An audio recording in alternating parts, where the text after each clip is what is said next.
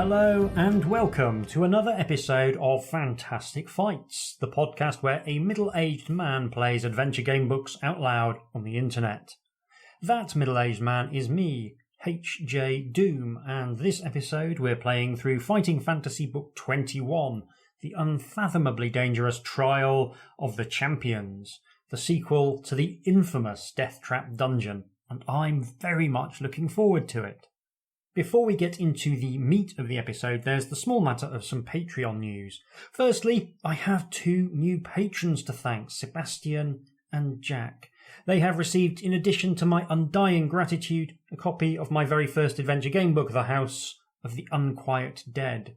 If you want your own copy, as well as the warm glow that comes from helping keep this podcast going, then all you have to do is head over to patreon.com/HJDoom and pledge as little as a single English pound. And I really do appreciate every single person that supports me. It makes a bigger difference to my life than you will probably ever know.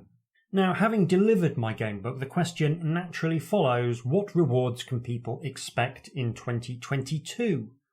I'm glad you asked, mysterious voice in my head. The plan is to try and do another gamebook before the end of the year, provided I can fit it in around being a full-time student. But in the meantime, I'm planning to produce a few smaller projects. I've almost finished the first one, a simple RPG designed to simulate Saturday morning cartoons like He-Man and Teenage Mutant Hero Turtles. I'm pleased with how it's shaping up. It's got possibly my favourite character generation system I've ever written. On top of that, I'm also writing a short play-by-mail game as well, but I'm going to reveal more about that the nearer we get to the time of release. Anyway, that's more than enough of that. We've got a gamebook to play.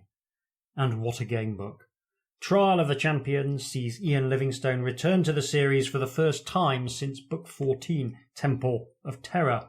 And it's fair to say he's out for blood. Trial of the Champions was sold as the more deadly version of Deathtrap Dungeon, and given how deadly Deathtrap Dungeon was, that is no mean boast. This one I've been looking forward to since I played Deathtrap Dungeon. I'm going to be playing the Wizard re-release of the book from 2010. It's a shame not to have the original green spined edition with the cover art depicting a deadly gladiatorial contest, but this was much cheaper.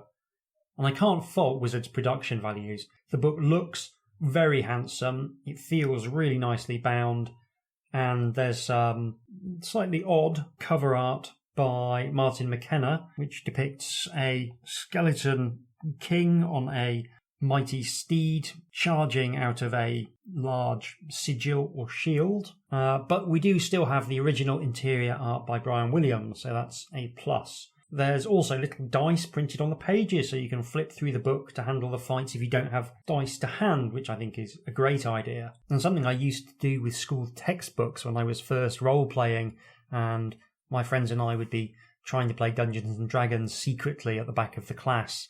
I'd write numbers on the, from like 1 to 20 or whatever, on the insides at the top of each page, and we would riffle through those in lieu of rolling dice, which obviously was a lot quieter and easier to hide. It's amazing I got any GCSEs at all. I think this book is delightful. It's a lovely tribute to the original, and it is much more affordable than trying to get a second-hand copy of the 1986 edition. It even gives you some sample characters to play with, although one of them has a skill of 8, which seems unlikely to be enough to make it through an Ian Livingstone book. So without any further ado, let's get into the basics.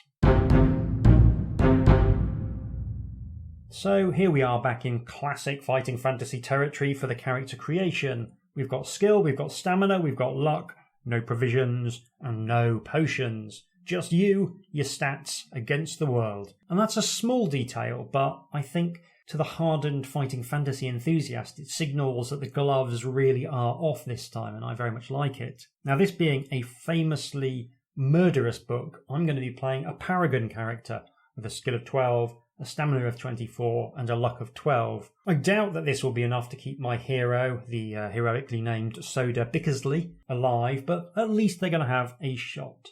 Now, let's dive into the Trial of the Champions. Wish me luck. I'm going to need it. Background. It is another fiercely hot day. The temperature in the sticky gloom below decks is unbearable. The air is thick with the acrid smell of sweating bodies. Nobody is allowed to speak, and the only noise to be heard above the monotonous creaking of the ship is the regular sharp crack of a whip and the agonised cry which follows it. "Row harder, you dogs!" shouts the one-eyed overseer as he cracks the whip once again. "Enjoy this pleasant voyage while you can, because you'll wish you were back on board after a day or two where you're going." Chained to a bench and straining hard at the long oar which you pull with 2 other galley slaves, your mind drifts back to that unfortunate day 1 week ago when you were captured.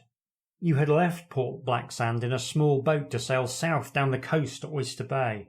As ill luck would have it, a galley appeared on the horizon heading in your direction.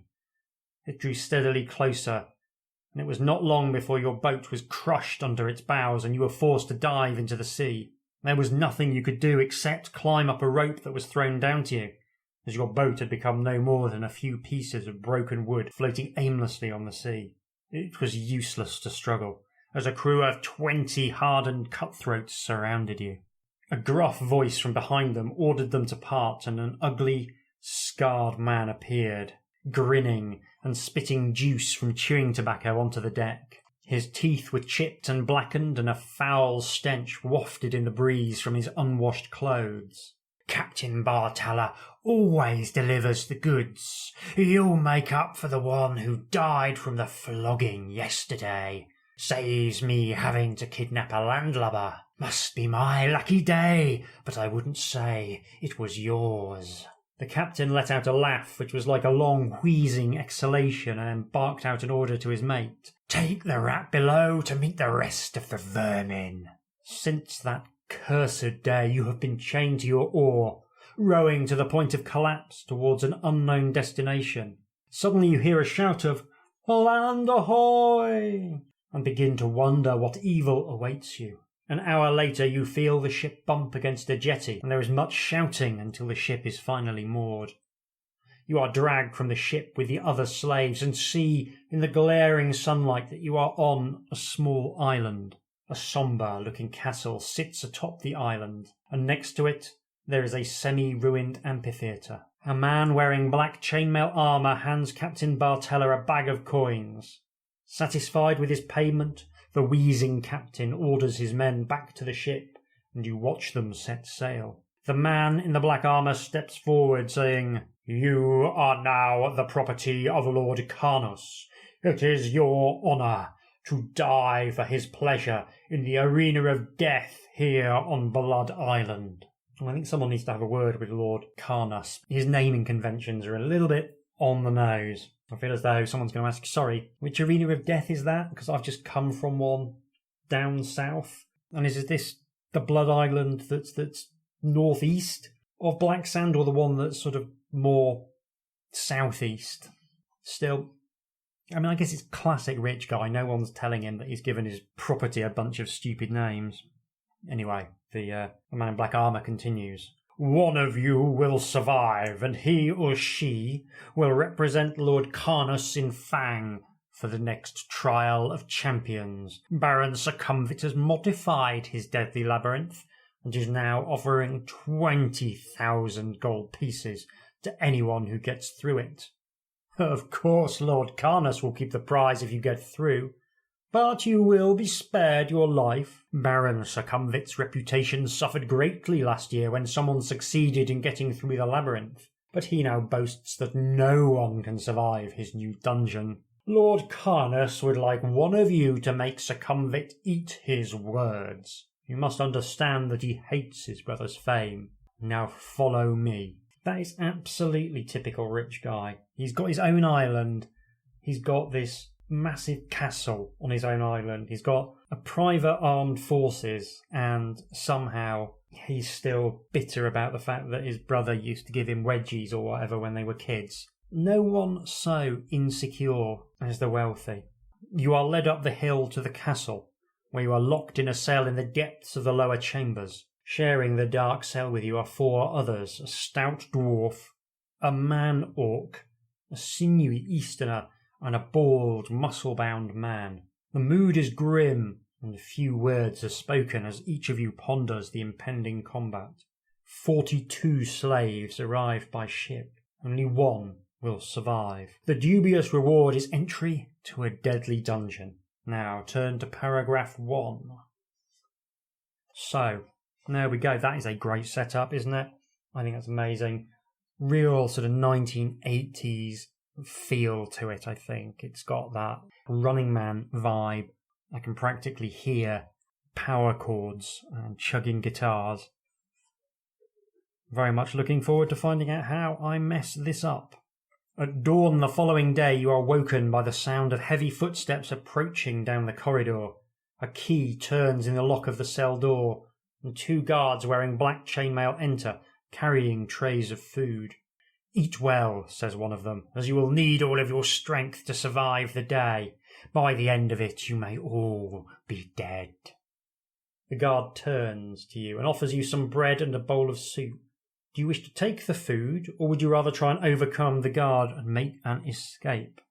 I think I can tell that trying to overcome the guard and make an escape is going to lead to a short stabbing incident. On this occasion, I think I will take the food. The soup is thick with chicken and vegetables, and it tastes delicious. You devour it greedily and mop up the last drops with the bread. You have not eaten well for a fortnight and now feel fit and ready for the coming ordeal. When you have all finished eating, you are led away to begin your first day in the arena of death. You are in the middle of the procession of 42 slaves, which wends its way along various corridors until you reach the amphitheatre.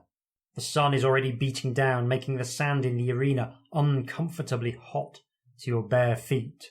Seated high in the stands is a dark, hooded figure surrounded by guards. You watch him rise to his feet and lift his arms into the air, commanding silence. "You all know why you are here," Lord Carnuss begins. "It is my wish to be represented in the trial of champions. Some of you will die today, some tomorrow, more the following day, until only one of you is left. Those about to die, I salute you." Lord Carnuss sits down again and nods his head to signal the start of proceedings. It's not enough that he's going to have us all basically murdered. He's got to try and make himself sound like the big man while he does it. The slaves are split into 7 groups of 6, and you find yourself in a group accompanied by an elf, 2 Northmen, a dwarf, and an ogre. Something of a group of death, I can't help but feel. Your group is chosen first, and you are told that the first event is a race to test strength and stamina. A crude sack containing several heavy rocks is strapped to your back. You watch as burning coals are brought into the arena and poured over a section of the makeshift racetrack. The 6 of you are then lined up at the start, each carrying your burden, and are told to race round the track until one of you is lapped or collapses. Then you are off, and you all jostle for position on the way to jumping the first pile of burning coals. So, this is a genuinely horrible thing to do to people, making them run. Already he's showing the fiendish ingenuity of a PE teacher. So, do we want to set the pace, or would we rather stay at the back?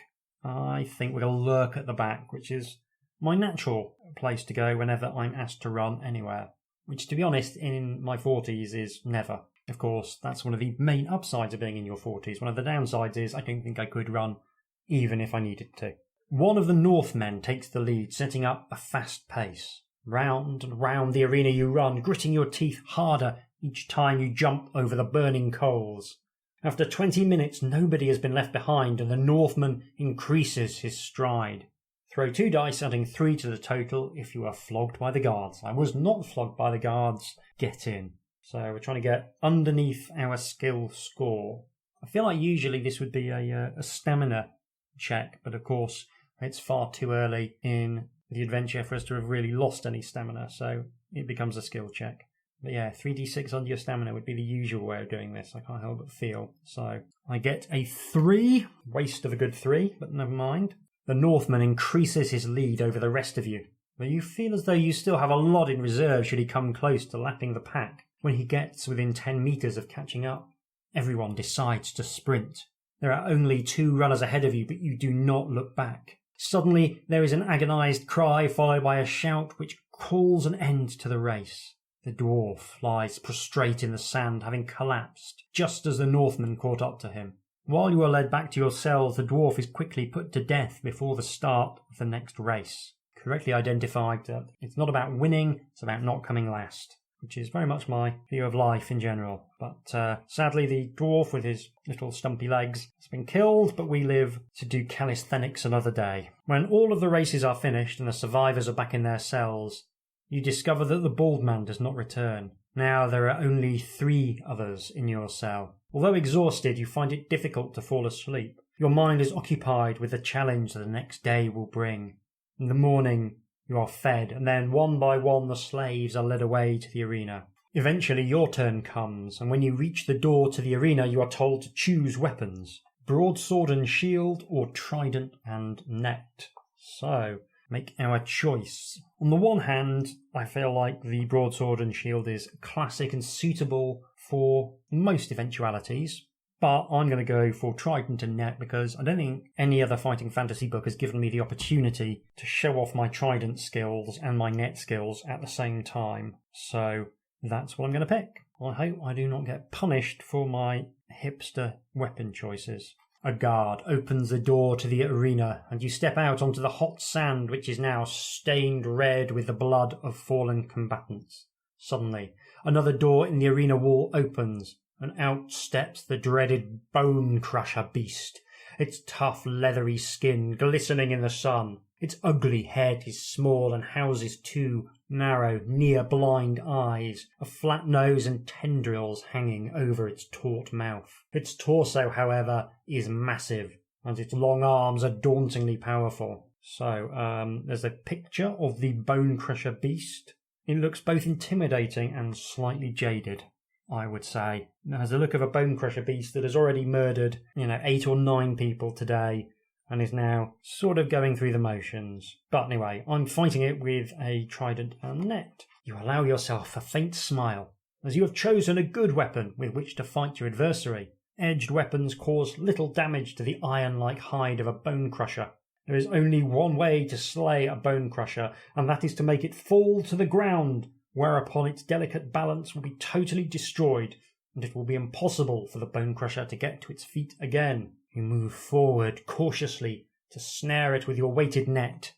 Roll 1 die. 1 to 3 or 4 to 6. So I get a 5. Your throw is on target and lands on top of the near-sighted bone crusher.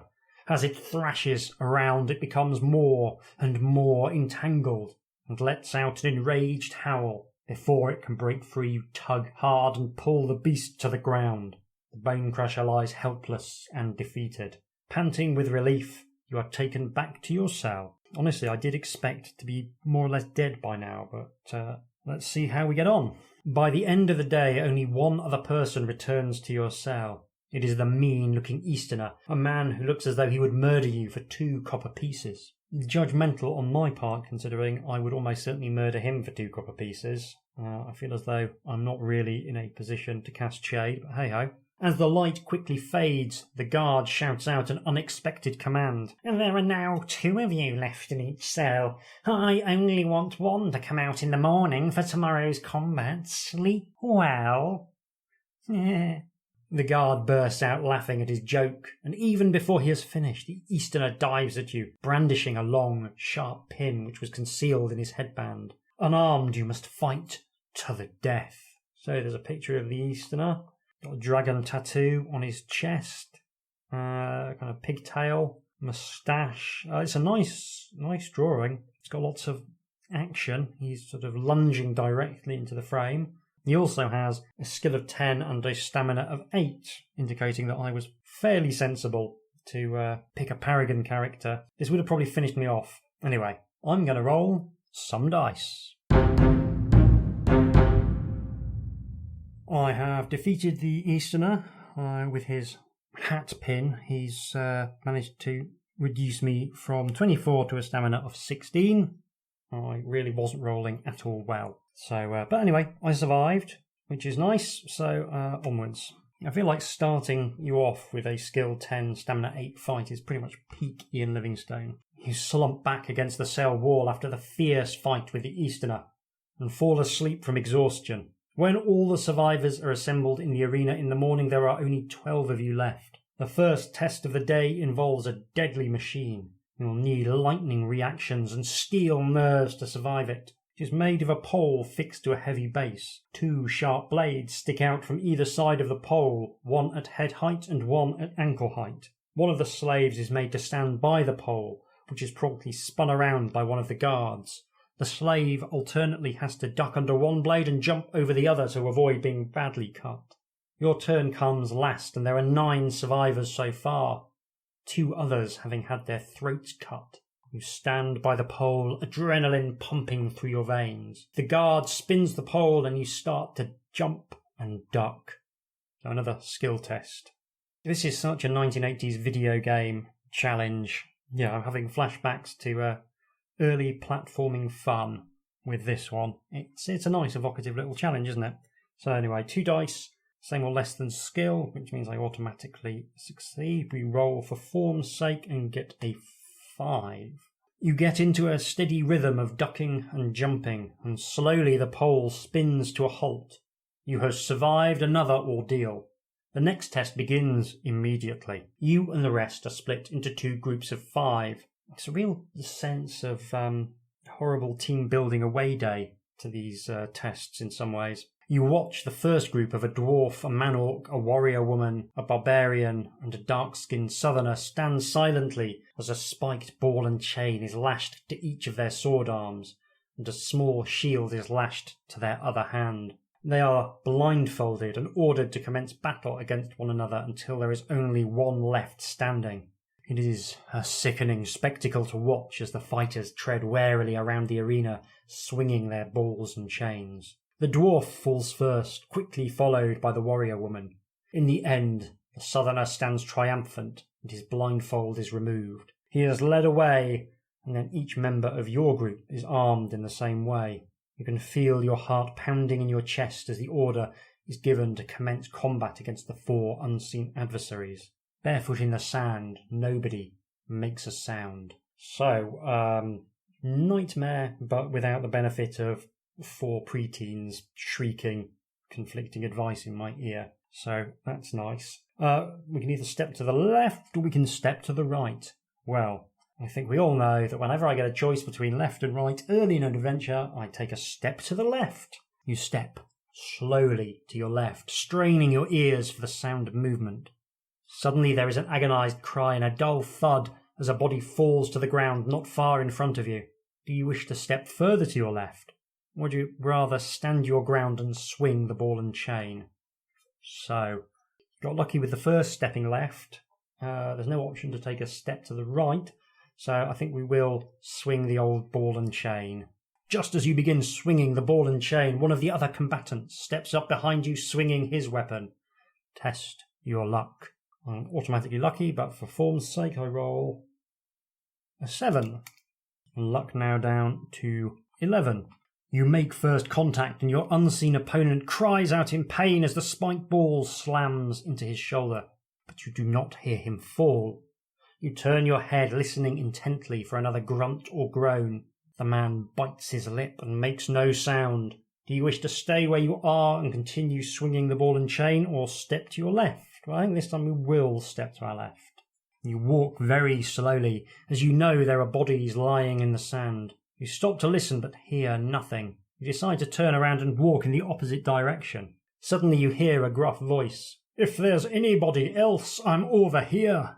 You decide to accept this bold challenge and walk in the direction of the voice, swinging your ball and chain. You clash head-on with your unseen opponent in a blind fight to the death. So the fighting slave has a skill of 8 and a stamina of 8. Interesting that Ian Livingstone has decided not to take the option of giving you various skill penalties for this battle. Yeah, I think if you're not going to create some kind of mini game governing the ball and chain blind fighting, I think actually it's a good call not to just give people a skill penalty, because that's the lazy way of doing it and it's not actually necessary, because the narrative that you've gone through thus far has already done the job of selling the idea that you're fighting in this very difficult way. So sticking in some additional rules for this fight, which actually I think have been gilding the lily. So anyway, I'm going to fight the fighting slave who has a skill of 8 and a stamina of 8 by rolling some dice. I have successfully beaten the blind man to death, so that's good. I didn't take any damage, redeeming myself from the first fight, so that's good. A cheer goes up as your opponent drops to the ground. You hear guards enter the arena, and soon your blindfold is removed and your weapons are untied from your wrists. You are led away to your cell, realizing that only the Southerner stands between you and victory. That night you are well fed and your wounds are bandaged. Add 4 stamina points, so we're back up to 20. In the morning, the familiar ritual of being led into the arena is repeated, but this time you are made to stand face to face with the Southerner. You are each handed a dagger and a studded glove. At the command of Lord Carnuss, the final arena battle commences. So there's a picture of Lord Carnuss. He's got a very, very stupid hat. It's got no less than 4 spikes at different angles. He's holding a mace that I would lay good money he doesn't know how to use properly. And looking down on the Southerner, who looks very, very intimidating. He's got a proper bodybuilder's physique, and the studded glove and knife combination looks very intimidating. He's also got a skill of 10 and a stamina of 10, as if that wasn't enough. So, once again, I'm going to roll some dice. He might have looked quite intimidating, but I was able to dispatch him with relative ease. My stamina was reduced to 16 over the course of that scuffle. As the Southerner drops to his knees, clutching his stomach, he manages to utter a few words with his dying breath. "Good luck in the dungeon, stranger.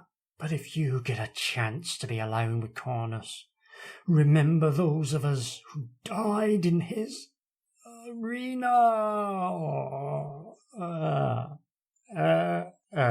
The Southerner grimaces with pain and falls silent.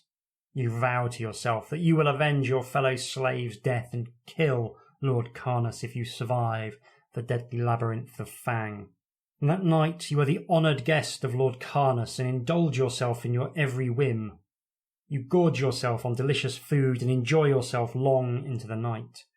After a week of luxurious living, you return to full fitness. Restore your stamina score to its initial total. And I bet Lord Carnuss expected me to be grateful for that as well. Then, locked in chains, you set sail with Lord Carnuss and 30 of his guards, and 10 days later arrive in Fang, the venue for the annual Trial of Champions. The town is swarming with people intrigued by the trial and eager to celebrate. However, there is no time for you to enjoy the hospitality of Baron Sukumvit, as it is late in the evening of the 30th of April, and the trial begins at dawn the next day. You spend the night in a tavern under the watchful eyes of the guards, and at dawn are led to the entrance of the deadly labyrinth.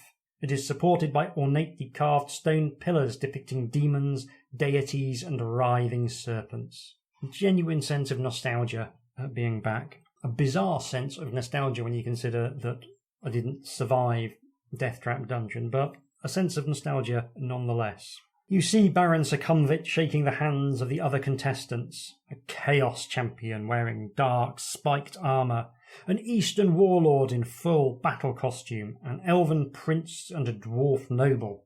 That Chaos champion intrigues me. Bit of the old Games Workshop influence showing through there, I can't help but feel. This year the prize has attracted illustrious contenders. You take your place alongside them and are asked to draw a bamboo stick from the hand of the Baron. The number 2 is etched on the stick. You are to enter the dungeon second after the dwarf. To the cheers of the exultant onlookers, you pass between the pillars armed only with a magnificent sword given to you by Lord Carnuss. Without a backpack, food, or armour, you feel ill-prepared for the coming ordeal, but at least you have this fine sword and a leather pouch at your belt. The sound of the crowd quickly dies away as you walk down the dimly lit tunnel. What horrors lie before you? It is impossible to imagine, but you know that Baron Sukumvit has spent the last year modifying his Deathtrap Dungeon so that it is now reputedly lethal beyond comprehension. Kind of an Elon Musk figure, Baron Sukumvit, isn't he? One of those billionaires who just spends his ludicrous wealth on some deranged vanity project.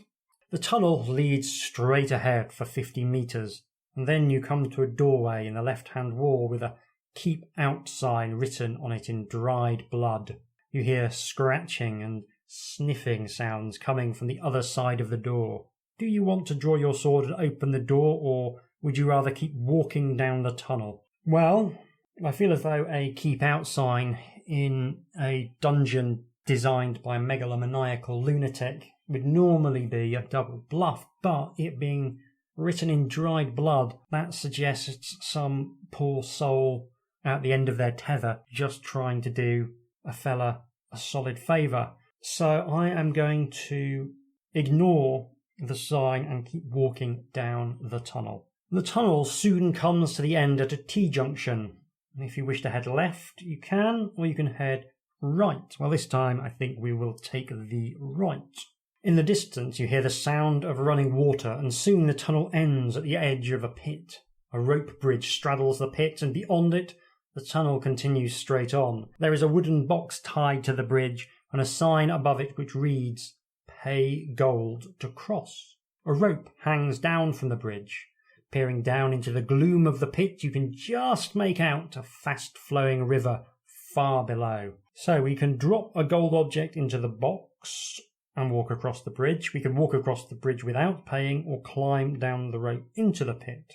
Well, the sum total of my possessions as it stands are quite a nice sword, a small pouch and a thong.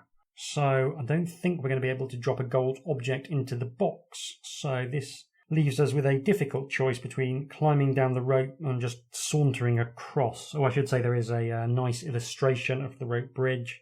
It does a very good job of illustrating the dilemma that I am in. So I don't think there's much mileage in climbing down the rope into the pit, so I'm going to try and walk across the bridge without paying and hope for the best. You step warily onto the rope bridge, testing it to make sure it will bear your weight. You look around but see nobody, so you hurry across the bridge unchallenged. So far so good.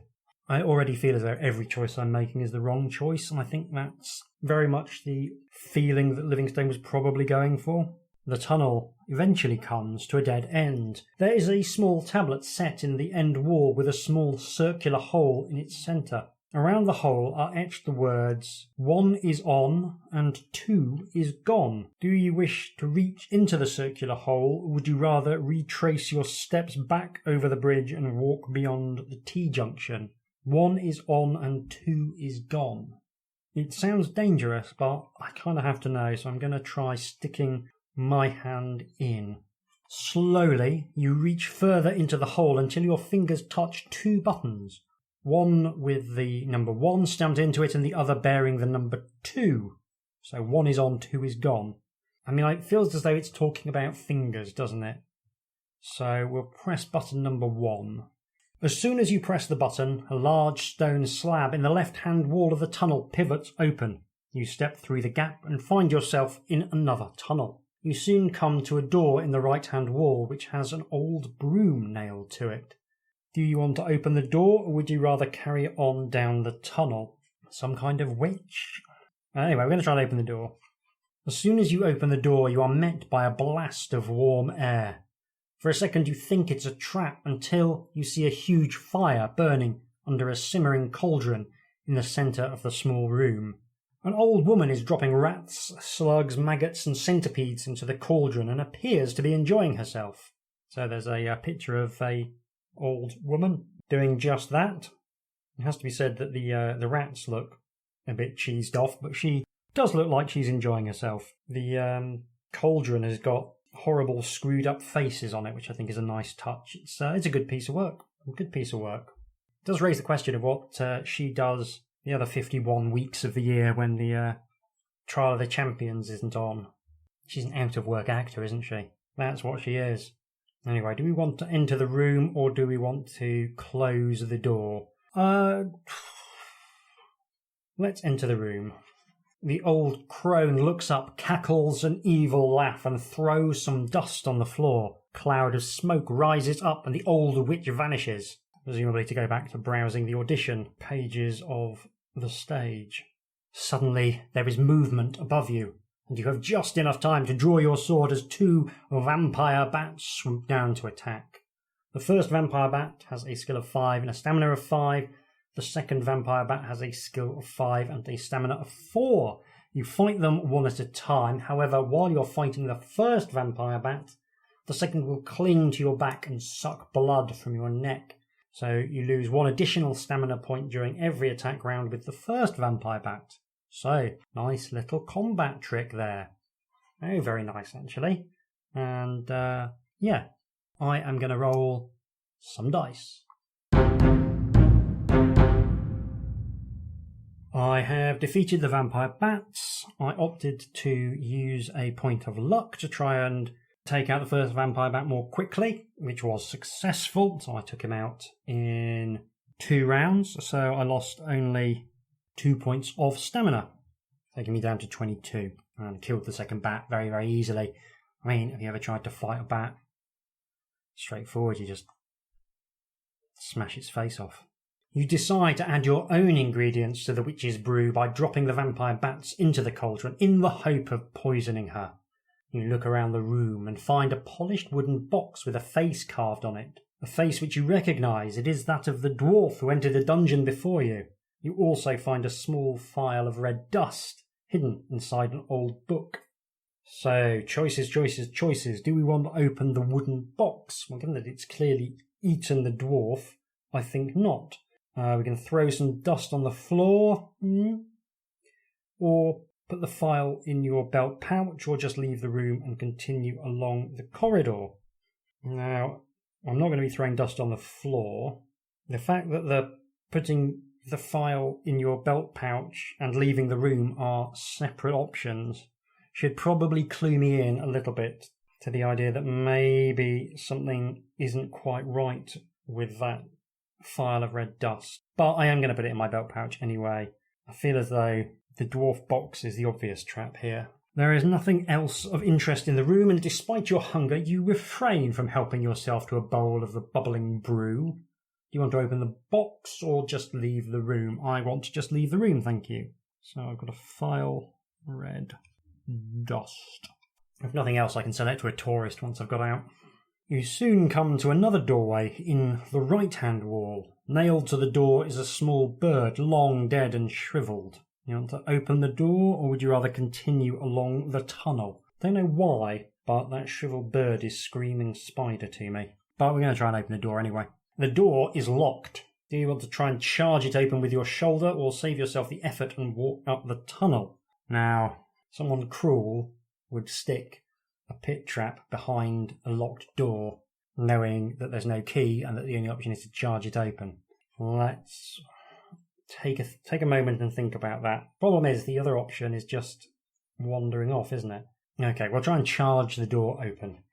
Skill check, which I pass with a 7. You stand back before throwing your full weight against the door. It bursts open. You draw your sword and step into the darkness before you.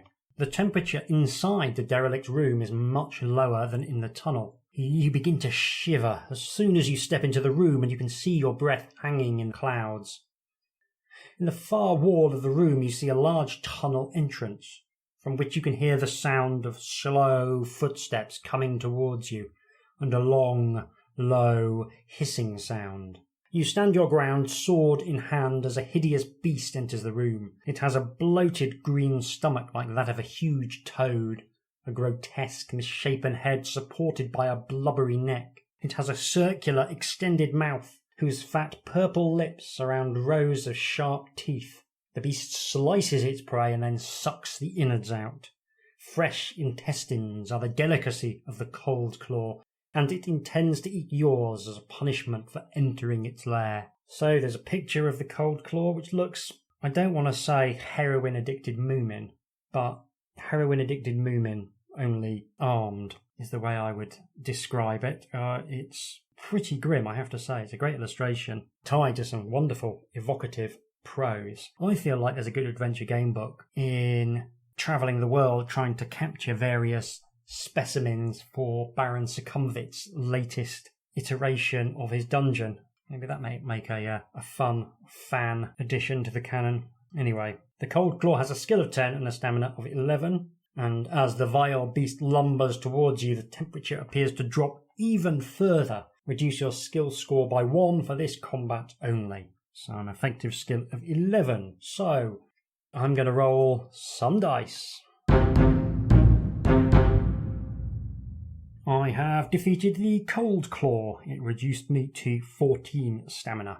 The room has long been abandoned by the Cold Claw, whose cave opens into it. The few pieces of furniture that are left are broken and scattered about the room, and a thick layer of grey dust covers everything. In a pile of rubble in a corner of the room you find an old clay pot with a wax-sealed top. Do you want to break open the pot, walk into the cave, or leave the room and walk on up the tunnel? Quite like the idea that this room was something different in the first iteration of Deathtrap Dungeon. That's quite fun. But yeah, I'm definitely not going to walk into the cave because it's presumably absolutely freezing in there. So I'm going to break open the pot. I'm going to feel like that's the sensible one. Something rattles inside the pot, but when you throw it on the floor, it does not break open, but merely cracks, and a green gas starts to escape from it and fill the room. Do you want to stay in the room, run into the cave, or run back into the tunnel? So I think we're running back into the tunnel here. I mean, maybe there's a good wizard somewhere who's busy making a magical green gas that, heals people and makes the world a better place. But if there is such a magic user, they're going to have to deal with the fact that everyone is going to run in terror from their health-giving green gas, because that is the sensible option. So anyway, we're going to run in terror. The tunnel continues another 30 metres before turning sharply to the left. On rounding the corner, you see that there is a new branch in the right-hand wall. You are surprised to see a small humanoid suddenly pop his head out of the new branch. But when he sees you, he quickly retracts it. You call out and give chase, but by the time you reach the corner, he's nowhere to be seen. You decide to walk quickly down the new branch of the tunnel in the hope of seeing him again. I do hope it's Hoggle out of Labyrinth. Can't have been the only one thinking that. You soon reach a door in the left-hand wall of the tunnel. You listen at the door but hear nothing. Do you want to open the door or keep walking? I want to open the door, please. The door opens into a narrow, gloomy corridor, at the end of which you see a stone plinth and a large glass dome resting on top of it. 4 black candles are burning on each corner of the plinth, illuminating the dome with an eerie glow. As you approach, you see that there is a tiny man trapped inside the dome, jumping up and down, trying to attract your attention. The man is no more than half a metre tall and is wearing tight-fitting black hose. You notice that his ears are pointed and that he has a wispy grey beard. He gestures to you to lift the glass dome. Do you want to do as the man bids, or would you rather walk back down the corridor and return to the tunnel? Now, he doesn't look like a leprechaun, but I'm not prepared to take any chances where fey, mischievous sprites are concerned. I do not care for them. I think they are fundamentally malicious creatures. So I'm going to leave him to it. He can rant and rave for as long as he likes, as far as I'm concerned. I mean, presumably if he's part of the Trial of the Champions, once everyone's dead, someone will come and let him out. Further along the tunnel, you stumble upon a pile of rocks. Something underneath the rocks catches the light and sparkles. Carefully you remove some of the rocks until you can see what is hidden underneath. It is a broadsword, finely honed and perfectly balanced. Do you want to use it instead of your own sword? Or would you rather leave it where it lies and continue your walk? Well, I reread the rules of Fighting Fantasy. And again, this version of the rules, I just wondered whether there was any kind of modifications. They made it very clear that your skill score can never exceed its initial score unless specifically instructed. So given that most of the time no one can be bothered to specify that it increases your skill past its starting value, I guess I'm probably going to leave this where it is. On we go. You soon arrive at another door in the tunnel wall. The handle turns, but wooden boards have been nailed across the door frame. Do you want to lever the boards off with your sword or press on along the tunnel?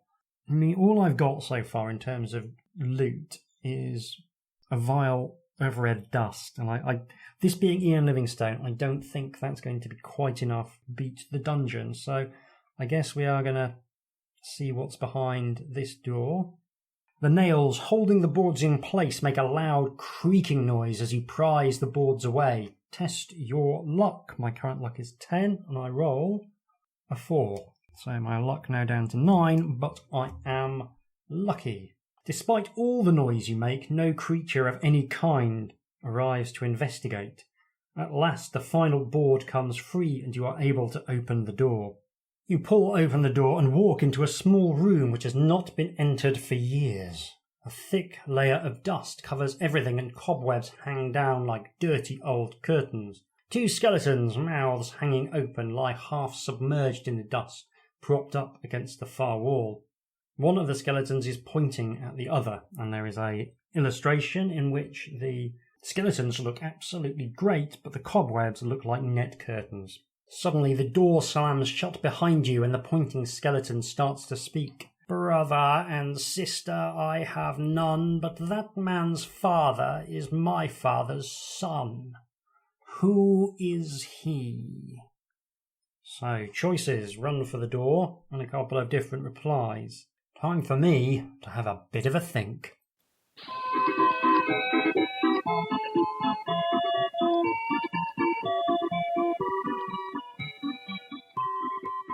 I think that the other skeleton is the first skeleton's son, which is happily one of the options. You are a wise challenger, the voice from the skeleton states without emotion. Your reward for passing this test is in a drawer of the table.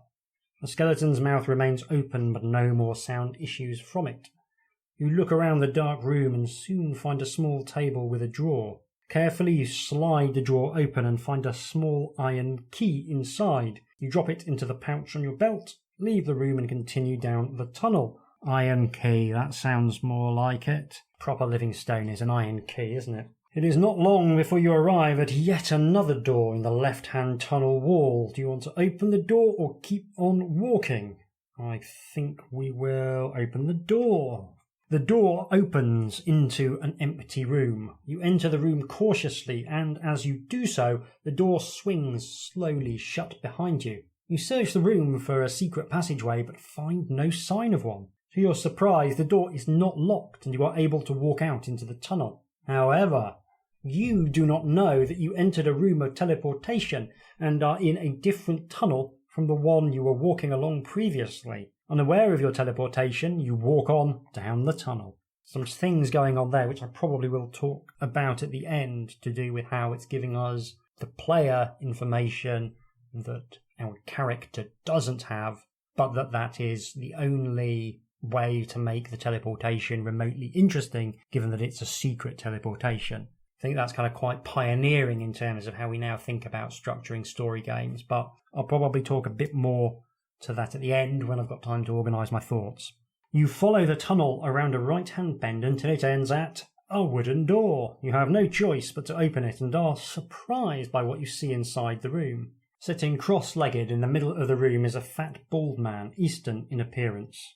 I have to say, describing whole swathes of the population of this admittedly fictional fantasy world by just invoking a cardinal point of the compass is a thing that has not aged well. The man sits motionless and holds a bamboo pole between his outstretched hands. Half a dozen coloured wooden blocks are hovering in a circle in midair above him. The man's eyes are grey and blank, and he is obviously blind. The room is sparsely furnished with a slatted wooden bed, a cupboard and a large wooden chest, which has pride of place in the centre of the floor. There's an illustration of the man, and I think the best thing I can say about it is it's very competently drawn. Could have been a lot worse. Welcome, contestant number 2. I've been waiting for you. I am Noy, a trial master and a servant of Baron Sukumvit. My duty is to test you in 3 ways before allowing you to proceed. Are you ready? Do you want to obey the trial master, or would you rather attack him with your sword? Well, I think we'll be obeying this trial master because I've seen Zatoichi, the Beat Takashi version of it anyway. Yeah, you can't trust blind people. They often turn out to be martial artists. I guess he also Daredevil. So, we will obey him. The 3 things I am instructed to test you in are strength, intelligence, and fighting ability. Should you fail any of these tests, you will not be allowed to continue the Trial of Champions. We insist on a worthy winner. The first test will be a tug of war against a caveman. A door behind a trial master opens and a huge man with long hair dressed in ragged furs strides into the room. God, it's a member of Manowar. Terrifying. The trial master taps the floor in front of him with his pole and the floor drops away to reveal a dark pit. He then orders the caveman to fetch a thick rope from the cupboard. He gives you the end of the rope and tells you to take the strain with the rope pulled taut over the pit. He counts to 3 and then shouts, heave! Caveman's strength is incredible, and you grit your teeth and pull as hard as you can. The caveman has a skill of 7. Resolve the tug-of-war as you would in a normal combat, but no stamina is lost because no wounds are inflicted. And it's first to 4, so this is slightly unusual combat approach. Kind of similar to one I use in my gamebook. My version is a little bit kinder though. So, yeah, I'm going to roll some dice. I have defeated a caveman in a tug-of-war. Not a sentence I was expecting to say this morning. Your strength is greater than that of the caveman. With a mighty heave you pull him forward and watch him fall headlong down the pit. Unconcerned by the loss of his servant, the trial master speaks again. I will now ask you a question. Think carefully before answering. He points to the wooden chest in the middle of the room and says, inside this chest there are 6 more chests, and each of these contains 3 smaller chests. How many chests are there altogether? So we have to work out the answer and then turn to the reference with the same number. And if you're wrong and you don't know the answer, then we go to a different one. So I'm going to have a quick think.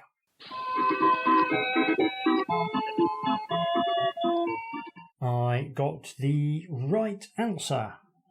So it was pretty straightforward, actually. I just have to remember that not to forget the first chest. Is, I think, easily done in this sort of thing. The trial master remains silent for a moment and then says slowly, you have passed the second test. Now comes the final part, combat with me. We will fight with bamboo poles, not to the death, but as a simulation of a sword fight. Any strike to the head or chest will be considered a death blow. For your information, my blindness is no handicap, as my ears will tell me where you are. Now fetch your pole from the cupboard, for I am ready. As you take the pole, the trial master stands up, and the wooden blocks fall to the ground. Treading silently on bare feet, he moves towards you, his head turned to one side to aid his hearing. Do you wish to lunge at him with your pole and catch him off balance with a quick strike, or ready yourself to counter a blow? So, I do like that this is showing you why Lord Carnuss got us to do the blindfold fighting bit, because it prepares us for this. So it's a kind of a bit like he's got some spies in Sukumvit's camp, figuring out what some of the challenges are going to be. So that's pretty cool. Anyway, I am going to ready myself to counter a blow, because I think this guy is probably pretty good. The agile old man strides nimbly towards you with the bamboo pole held to one side. You cannot tell whether he's going to bring the pole down over his head and strike at your head, or sideswipe you in the ribs. Do you want to anticipate a strike to the head or the ribs? Well, we'll defend the ribs. Held out to one side, after all. You anticipate the trial master's move. He brings the pole around in a sweeping arc towards your side, but you block it with ease. His pole strikes your own with a loud crack. Do you wish to take the initiative and strike back, or defend again? I'm going to strike back. You thrust your right arm forward in an attempt to strike the trial master's neck. He tries to counter the blow by bringing his pole up quickly across his body. His skill score is 8. Roll 2 dice and see if he succeeds. So come on, let's have a nice high roll. First die, 5. So 4 or more. Come on, 4 plus, 4 plus. 1. No. Okay, so it's less than his skill score. The Trial Master reacts quickly and blocks your thrusting pole. Shouldn't giggle. Sweat breaks out on his forehead as the Trial Master realises that you are a better fighter than he originally thought. Making the most of your psychological advantage, you step forward again. Do you want to execute a body blow or make an overhead strike? Let's go overhead. No, let's go for a body blow. We haven't done a body blow yet. The Trial Master anticipates your blow and blocks your pole with a sideways check. The poles crack together and your advantage is lost. With renewed courage, the Trial Master leaps in the air and tries a do-or-die aerial assault. You thrust your pole upwards in a desperate attempt to strike him as he lands on top of you. Roll 2 dice. If the total is the same or less than your skill score, one thing happens. If it's greater, then another thing happens. So a 4 is well below my skill of 12. I imagine I've struck him with my pole. The leaping Trial Master tries to deflect your blow with his feet, but you sidestep and strike him in the ribs as he lands. You let out a victory cry, delighted with your triumph against the odds in ritual combat. I mean, you say that, but I have just beaten up a blind man with a skill of 8. It's not that brilliant, all things considered. The Trial Master stands back, panting heavily. Once he has caught his breath again, he says, "You have passed the 3rd test. You may now continue your walk through the dungeon. Leave this room through the door behind me." The old man offers you no words of advice or encouragement, so you leave his room. You open the door and pass through the squalid sleeping area of the caveman into another long, gloomy tunnel. Presumably there are also some other cavemen sitting playing cards, waiting for the next one to come along, because there's no guarantee that only one of us makes it to this encounter. Anyway, you soon come to a stone fountain in the shape of a leaping fish. Do you want to drink at the fountain, or would you rather continue walking? I'm going to go out on a limb, and I'm going to say it's fine. I'm going to try and drink from the fountain. The cool water of the fountain is refreshing, but has a terrible side effect. Add 1 stamina point, but deduct 2 skill points as the water rapidly accelerates your aging process. You have aged 30 years in less than a minute. That is exactly what being in your mid-40s kind of feels like. You think to yourself, I am sure I was a teenager a minute ago. But hey. You do not realise what has happened and continue walking resolutely along the tunnel, presumably complaining about how much your back, knee and neck now mysteriously hurt. Soon you hear the sound of hooves clattering along the stone floor. The sound echoes down the tunnel. Then you see a shape emerging from the gloom. Seated astride a white skeleton horse is an armoured skeleton with a crown on his skull. Seeing you, the Skeleton King kicks its undead horse into a gallop and holds its sword aloft. You must fight the mounted undead.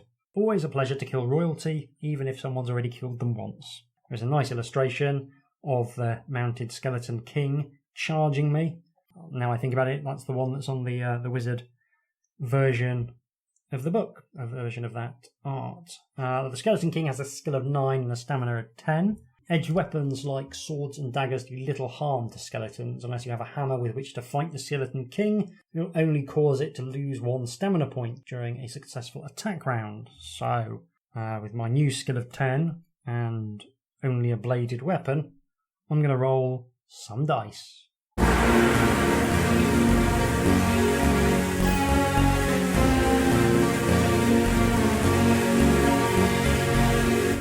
I have died.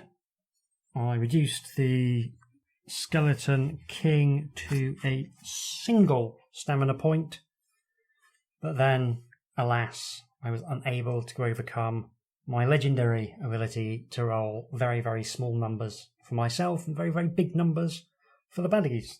So I have died, and looking at my recording counter, I think this is probably as good a point as any to call a halt. I was expecting to have to make use of the sausagey finger bookmark rule many, many times, and I had a little gag all set up to deal with that, which I now will have to, I guess, use the next time I make a series of genuinely terrible decisions. I will be back in just a couple of seconds to offer you some closing thoughts. Tatty bye.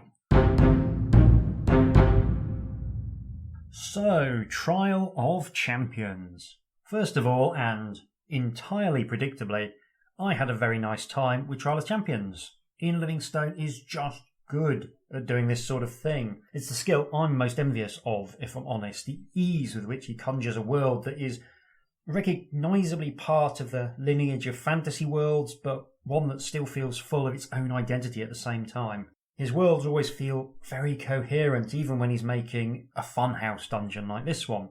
It's nice too to get a little backstory on Sukumvit and his diabolical brother Carnuss. The jealous brother scheming to get his own back by winning the Trial of Champions by proxy, that has a very plausible ring to it to me, which I think adds a kind of emotional depth to the story. And there's also a bit of classic British cynicism in there as well.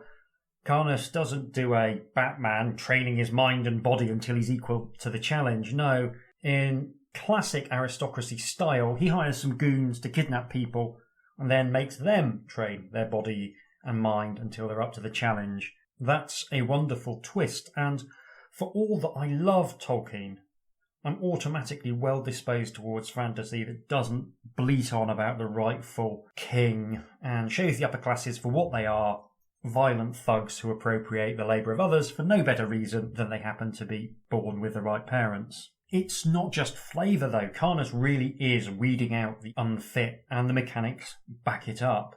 If you are below average, there's a very good chance that your adventure ends on the arena sands. In some ways, I really regret cheating at the beginning, because it would be very interesting to try and make it through the arena with average stats. It's almost like cheating is spoiling your fun in some way. So anyway, that's a takeaway for me for future books that have a reputation for difficulty. Maybe just play it as intended. I should mention briefly the art, which is very strong throughout. It's simple, it's direct. The character work in particular is excellent. There's a few people in this game who are described in ways that border on racial stereotyping, and the art does a good job of using those cues without exaggerating them any further. It doesn't help the dated use of language, but it doesn't make it any worse. I think the first act being so different to Deathtrap Dungeon is one of the things that gives this book its own identity, separate from that seminal work. It's more than just a reprise, and the stakes are very different. The lack of provisions and the lack of a potion, that helps hammer this home, much as I love imagining a big strapping man dealing with his punctured lung by cramming sausages into his face. I think the absence of provisions and the free potion just improves the fighting fantasy experience. And it does it because it makes it so that regaining stamina in the course of play feels like a real reward, especially in a dangerous dungeon. Giving the player regular occasions to regain stamina, that helps create peaks and troughs through the experience. It's not just a grueling marathon of horrible things happening. And I would say making provisions default is one of the three big early mistakes with the system. The second is specifying that skill can never rise above its starting value, and then writing most of the books as if that wasn't the case. And the third is making testing your luck always result in a loss of luck. These all share a common theme: they reduce design space.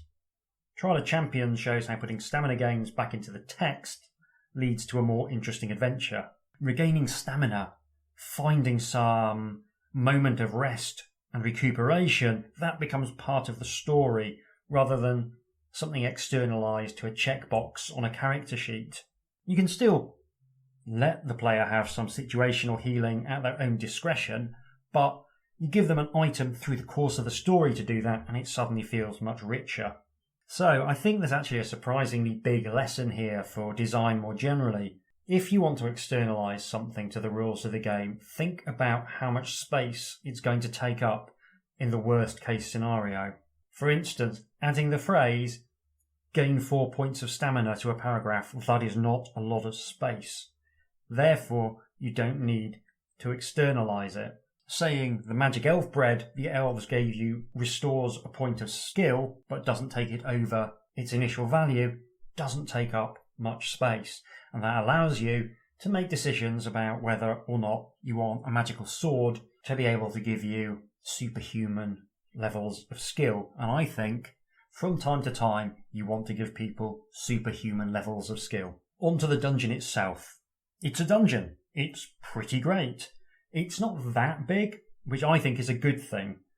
I find short and sweet is the way I like my dungeons to be. I would rather have 2 small dungeons with a bit of linking material between them than one big dungeon, because I have a terrible sense of direction and a terrible ability to visualise spaces in terms of how they relate to each other, and I find that much, much easier with a smaller space. And here, all the fat has been trimmed off. There's nothing here, I don't think, that doesn't need to be there. There are no doors that just open onto empty rooms, for example, which was a thing that kind of happened in Warlock of Firetop Mountain. You've got a fantastic array of weird monsters and encounters that feel as though they're in a macabre tourist attraction. Several times I thought, this does feel a bit like going around the York Dungeon. This being an Ian Livingstone book, you will be filling your pockets, or rather your pouch.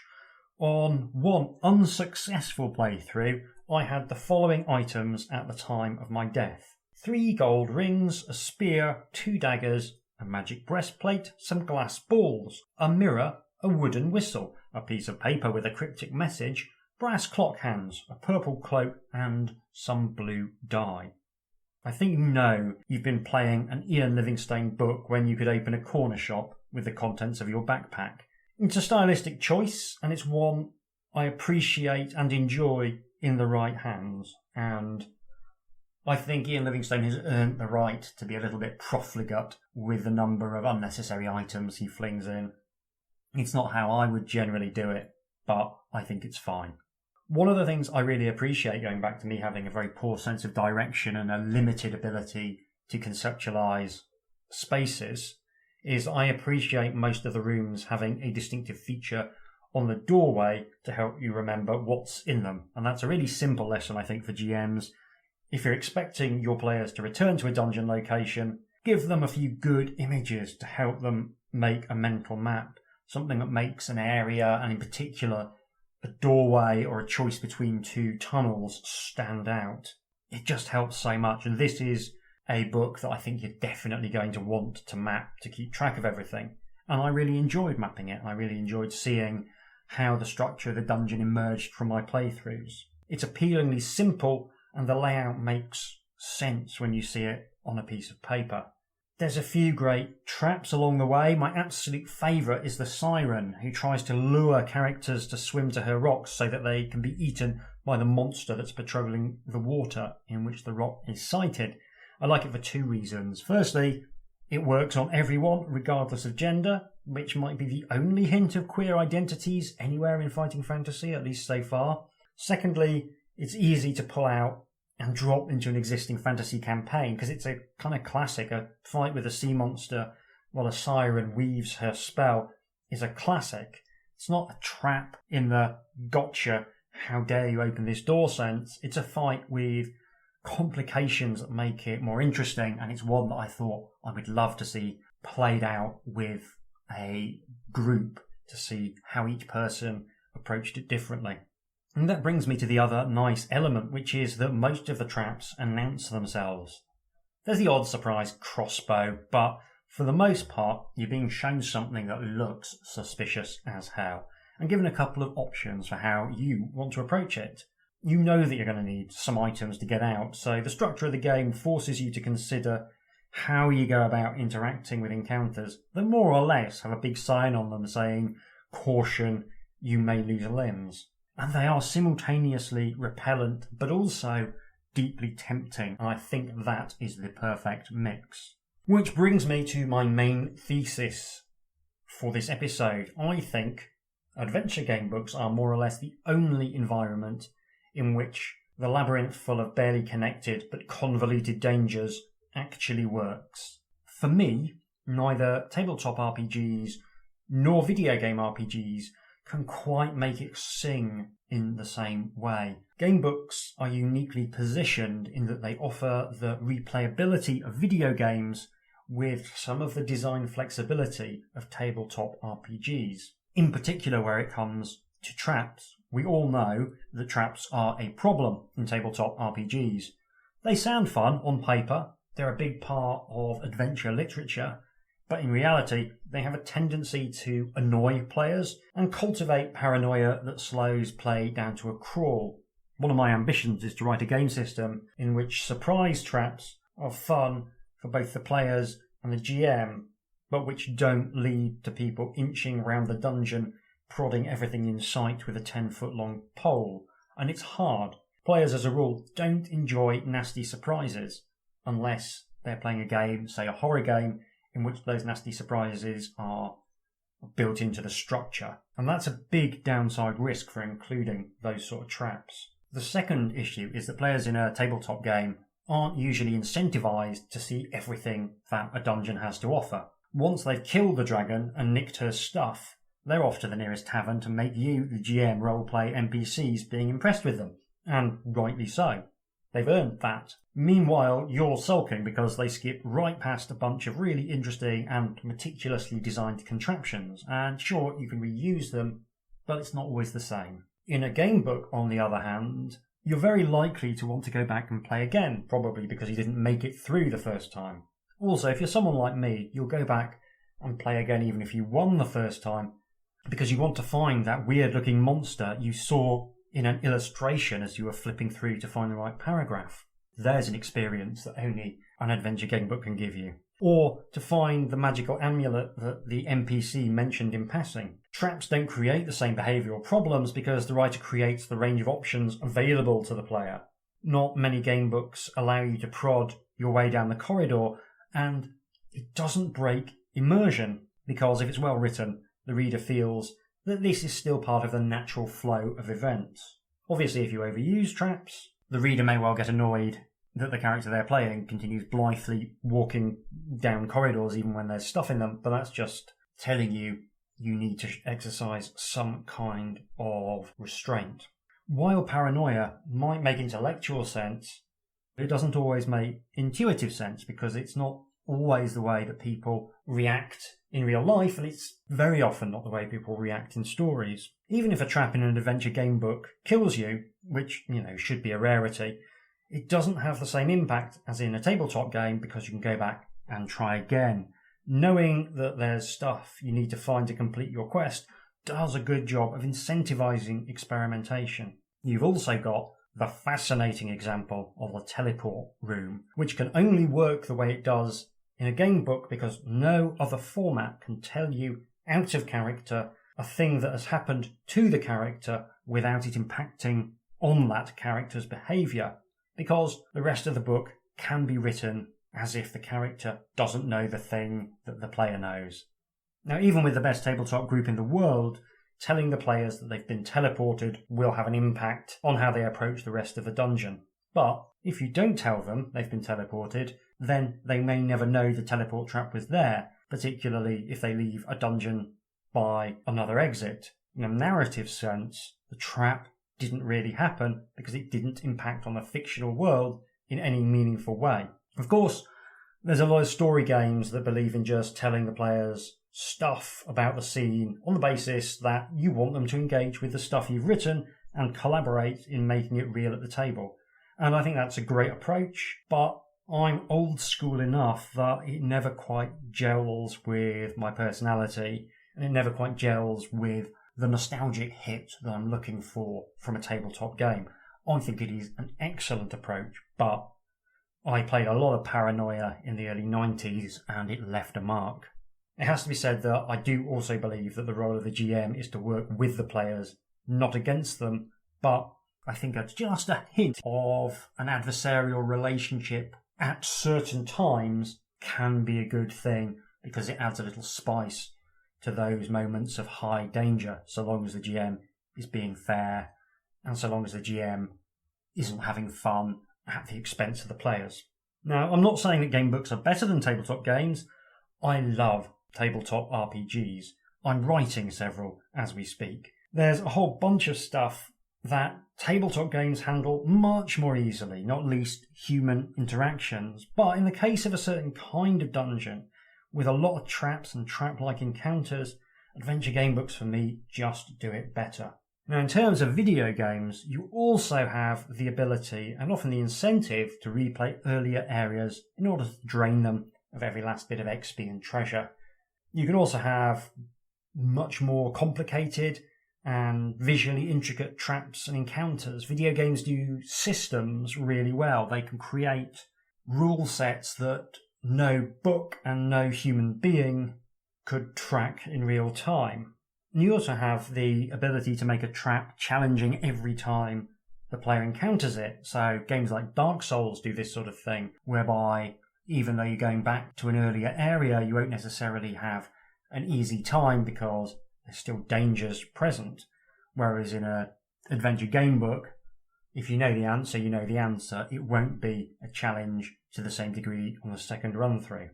However, for game books, just as being less flexible than a tabletop game, that's actually good for some kinds of dungeon, so too being more flexible than video games is a good thing too. Video games have great systems, but they have the systems they have. They often struggle to add additional systems. If you want to add a specific minigame system for an encounter in a game book, you can do that, and you can do that even if it never comes up again. Add to that, there's the flexibility of description, which is broader than any graphical engine can come up with. It's often hard to justify creation of new assets in a video game, especially if they'll only be used once. So what you actually get is repeated use of the same trap, maybe in different configurations and different settings to lend it a veneer of novelty. Game books, on the other hand, can give us an infinite variation of traps because they harness the most powerful graphics card of all time, the human imagination. I cannot believe I just said that. What I mean is that game books, despite their simple choice-based resolution system, have the capacity to endlessly surprise. There's narrative games that have come close to this. The brilliant Reigns and Reigns Her Majesty show just how much content you can get out of making binary choices, but even then the format is naturally constricting, and there's occasions where you feel like the ability to go off and do something else would be narratively fulfilling, but it can't exist within the game framework. So to beat this point to death, adventure game books, they're the natural home of the gotcha monster, the cloaker dropping out of the ceiling, the cantilevered floor, the hidden crossbow, and the jar full of scorpions, next to the jar full of sweets. It's also a format that can simultaneously secretly teleport you to another part of the dungeon and tell you that that's happening without it seeming weird. That is something that should be celebrated. Now let us never speak of it again. Right, well, I've gone on at tedious length about a facet of game design. If you've got views, opinions, thoughts or whatever, you can send them to me at HJDoomRetroFun, all one word, @gmail.com. I love getting emails, and I always reply sooner or later. I'm thinking that maybe at some point I might record an episode about how I designed my adventure game book and what the thought process was behind some of the choices I made. So let me know if any of that would be of any interest to anyone. I've certainly learned a few lessons about what not to do. I'm hoping to be back later this month with a very special episode, having sought and obtained permission to do it from the writer of the game book. And I'm really looking forward to it. So I hope you will join me then. If you've enjoyed this episode, and it has been a bit of a marathon, why not leave me a cheeky little review or a rating on your podcast provider of choice? It would really help me out a great deal. Thank you so much for listening, if indeed you are still listening. Take care, and I'll see you soon.